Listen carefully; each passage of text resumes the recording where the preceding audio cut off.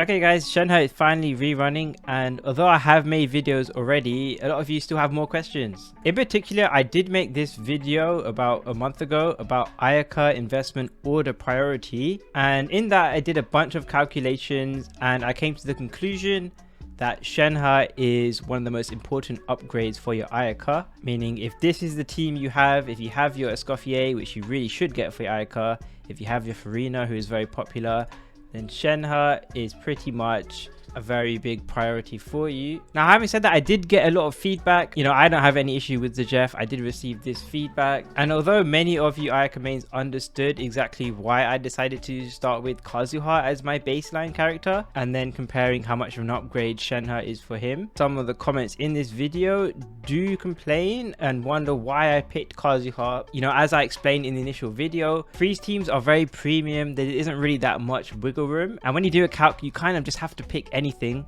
and I believed it didn't really make that big of a difference who I picked. The conclusion of Shenhe being the biggest priority was going to remain the same, so I decided to pick Kazuha. Just to reiterate what the reasons were, say for example a few patches ago you might have been starting with this team for your ayaka, and then Charlotte is a cryo healer. She doesn't do that much, so when you got your Escoffier, she was obviously an upgrade to that. And then you want to finish this team off and get your Shenhe in somehow. We could also talk about how a lot of ayaka mains have Kazuha already. Anyway, I'm happy to receive questions. A lot of people believed that I really should not have used Kazuha because he is so bad for ayaka. A lot of people watching this video believe that xingqiu would be a massive upgrade over Kazuha, and that the increase from him to Shenhe wouldn't be that big of a deal, or just any random cryo would have been enough to make Shenhe not that big of a priority, and Shenhe probably would have been down in the middle or maybe even near the bottom. So these are all fair questions. It is what it is. You guys want to know, are the budget 4 stars way better than Kazuha? Was I overhyping Shenhe? Is Shenhe not actually that worth it? So I couldn't really find many calculations, so I decided to just do it myself. So in order to find, is Shenhe worth it for ayaka, I bring you more calculations. So before I did my calcs, I did multiple abyss runs just to compare the clear times, and then we did the calculations. And funnily enough, look what I got. The damage per rotation of the xingqiu team is basically the same thing as the Kazuha team, 1.62, 1.63 million, whatever. The DPS is slightly lower though because xingqiu might extend rotations, and just the overall upgrade for Shenhe, whoops, it turns out that could make Shenhe even bigger of an upgrade. In fact, these calcs are with cryo res active. If you guys didn't know, when you have 2 cryos in your team, you're supposed to get 15% crit rate for the whole team. But actually, this here is quite contingent on enemies being frozen or affected by cryo. And what we've learned is a lot of double cryo, double hydro teams, something like this, especially versus bosses, is because enemies need to be affected by cryo. When you have too much hydro application, that actually removes the cryo, which means against bosses you're probably losing 15% crit rate. And this actually lines up with the clear time comparisons I have.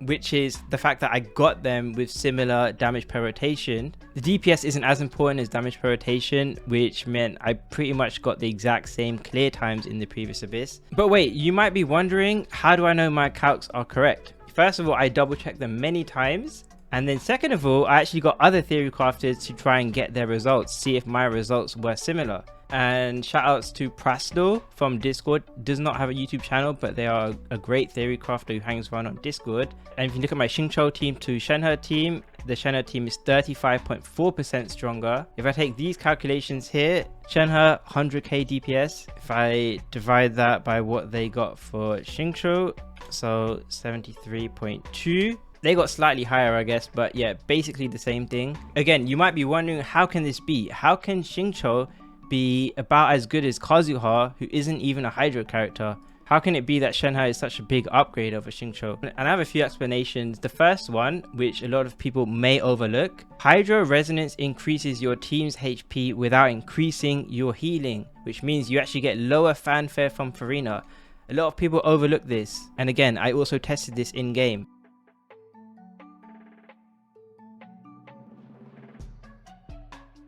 And you have to bear in mind, Furina's buffs are based on percentage amount of your character's max HP, which means the more HP you have, if you're healing less overall, you're going to get less fanfare. And what Theorycrafters found out is it's actually quite noticeable.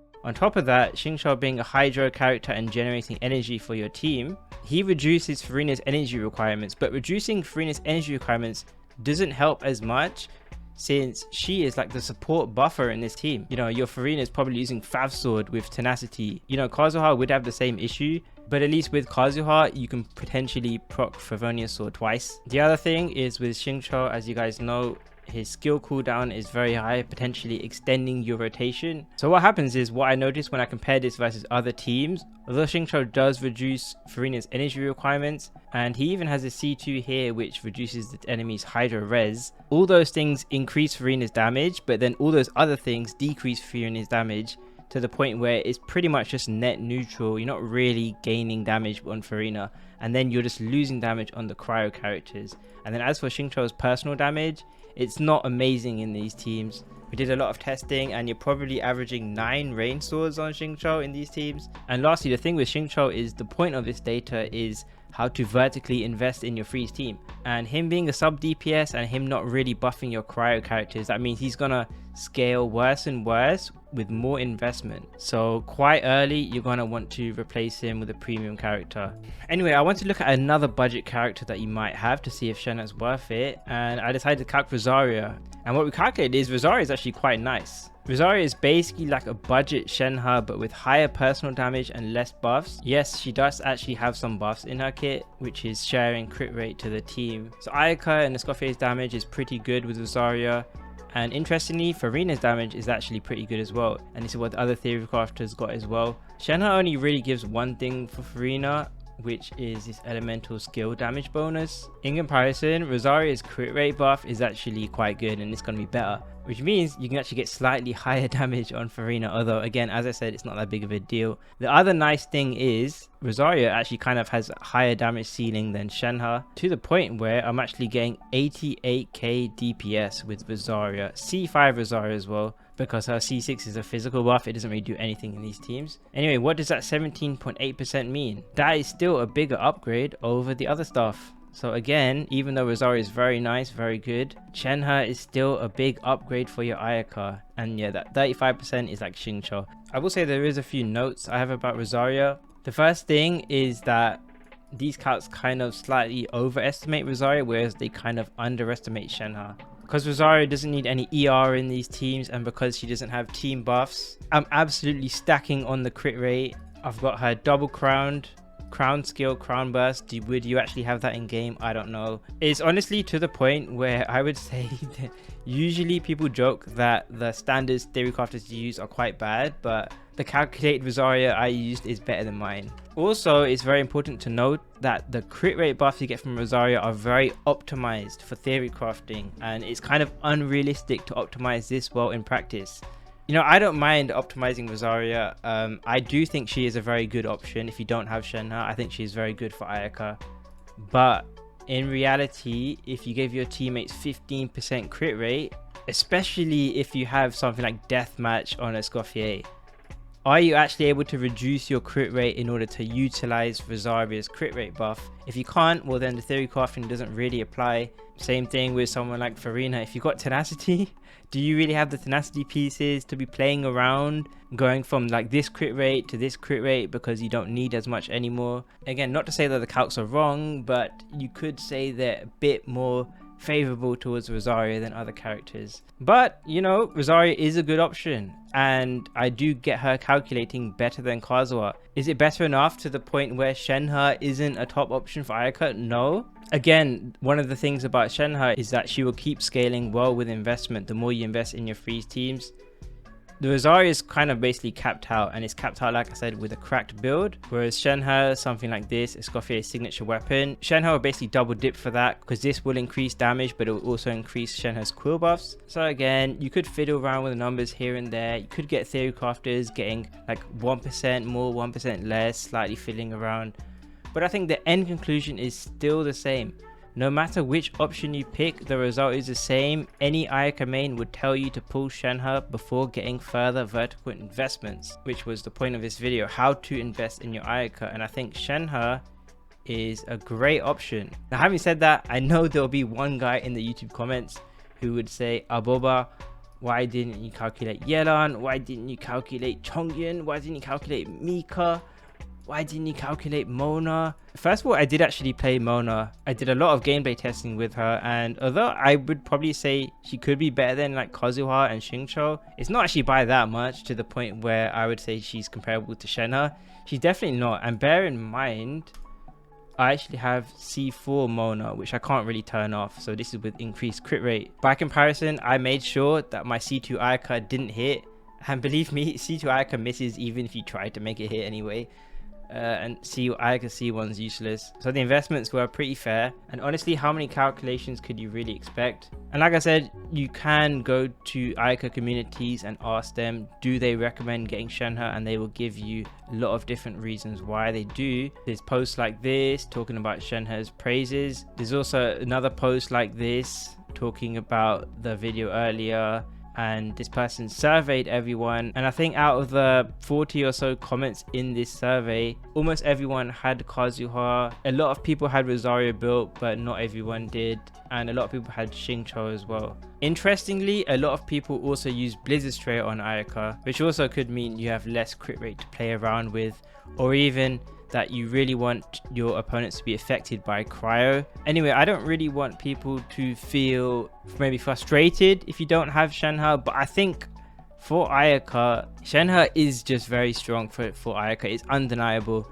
and ayaka doesn't really have that many alternatives, although she does have some alternatives, and although they definitely are usable. For example, for sure, I would say for ayaka, Escoffier is 100% more important. Escoffier is the core of freeze team. She is extremely important. And for Farina at the moment, a lot of these freeze teams just don't have another character in this role that can apply off-field hydro and that can give buffs. So Farina is uncontested, so you basically really want these three. So compared to them, even for ayaka, Shenhe is not a must. You don't have to get her, but I do think both the gameplay, the community, and the calculations show that Shenhe is a very big upgrade. The only contention I have seen is comparing a dolphin/whale ayaka team using Charlotte, comparing that with Shenhe, and the clear times were quite close. The previous abyss, Charlotte getting 14, 30, 11 seconds versus Shenhe getting 13, 24, 10. So overall, Shenhe was 8 seconds faster, but not that much faster in chamber 1 and 3. This is the only contention, but I would say chamber 1 and 3 for that abyss was so short that when you put whales-ish sort of teams like this, you're not really going to see a big of a difference because the whale teams just do so much damage. When you look at the middle chamber, this was one with the PMA, then you start to see the bigger differences from teams with higher damage. So yeah, when you have a lot of investment, you're not going to see as big of a difference, but 8-second difference at high investment honestly is quite noticeable. But yeah, you know, Charlotte's a nice option. All these other budget characters are nice options. Anyway, as always, my calculations will be in the description. Let me know if you guys were happy with those calcs, if you guys would like to see more. But that was just ayaka. I'm sure a lot of people will be interested in Skirk. You know, how important is Shenhe for Skirk? And I do need to make this clear. I think ayaka and Skirk are very different characters. And the biggest way I can summarize that is, even though ayaka has alternative options to Shenhe that are not quite as good, the Create Experience server, people did a lot of testing. And basically with Skirk, even with the newest character, Dahlia, is that all these fourths are pretty similar. For example, Neko here doing testing, comparing the damage. He looked at Yelan. He looked at Dahlia, C6. Looked at Mualani. Looked at Shenhe. And also looked at Mona. Mona will have the biggest damage per screenshot numbers. But yeah, overall they're all kind of the same, and that is a big advantage Skirk has compared to characters like Ayaka or Ganyu. Ganyu, obviously she's a charge attack bow character. She can't really utilize normal attack using supports like Yelan or xingqiu, so she's also restricted. But Skirk doesn't really have that restriction. For me personally, that's a big deal because then you don't have to go out of your way to get Shenhe. So you could just use whoever you have. But I do have to say, I think my favorite would be Dahlia here because he is a 4-star. More importantly, he has a shield, which means if your damage is similar with him, then I mean, you take the comfiness of the shield, wouldn't you? Although the issue with Dahlia, and this is a very big issue, is that he gets an extra attack speed buff at C6. What does this mean is that if you don't have a C6, then you're not getting as much attack speed, which means you're not getting as much damage. And he's on the banner, but Shenhe is also on the banner. So it's hard to say which character is truly more affordable. It just comes down to RNG on your pulls. And also, I do have to say, the thing with C6 Dahlia is this weapon banner is very good. You know, Skirk's weapon, very good. Shenhe's weapon, as I calculated with Ayaka at least, is also pretty good. But it wouldn't be that good if you don't have Shenhe. On top of that, there's stuff like Zyphos, Wandering Evenstar. Wandering Evenstar is actually pretty interesting because you can use it on your Seat Lali in a freeze team. TTDS is very hard to execute in freeze teams, and this can give a decent attack buff to the entire team. So getting refines on this could actually be quite good if you plan to use Seat Lali, although this attack buff is a lot less. TTDS 48% attack to your on-fielder, whereas this, if it's R5, it's almost the same attack to herself, but you only get 30% of that to your team. So it's about a third of the buffs, but you also get that for Escoffier, so it kind of makes up for it, but it's still not quite as strong of an initial buff as TTDS. And also Fav Lance is strong, this other Claymore is pretty good as well. So this is quite good. So if you're someone who's getting Skirk and then getting her weapon as well, the chances of you getting C6 Dahlia as well, I don't know. But again, all the supports are very similar, so for her you kind of just use whatever. And although the theory crafting and some of the gameplay does show that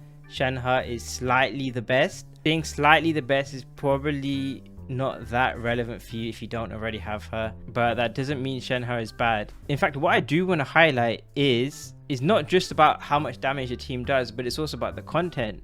And one thing I've noticed is a lot of the freeze content benefits from having more cryos in your team. And by that I mean the enemies that they usually put you up against. Stuff like the Seahorse, Abyssal Lecter, you want cryo shield break for that. Same thing, this guy also, you want a lot of cryo. A lot of the content, whichever freeze team you decide to play, does seem to benefit from having some sort of triple cryo team.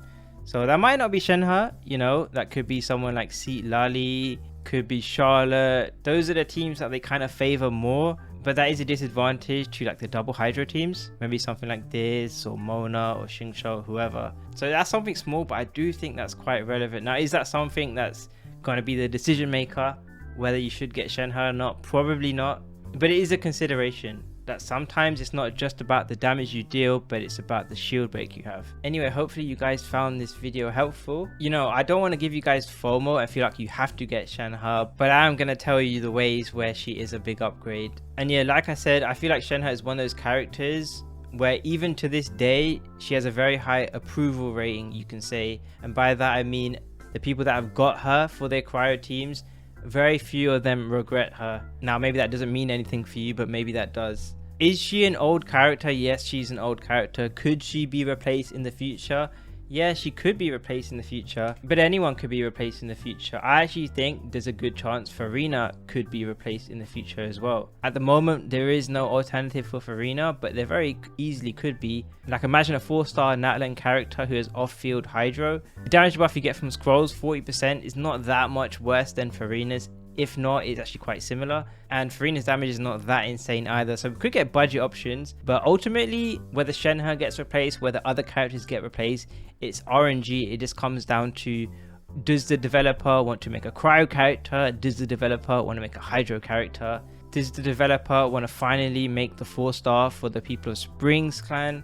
No one knows. If you are pulling for Shenhe, good luck on your pulls, and yeah, thanks for watching.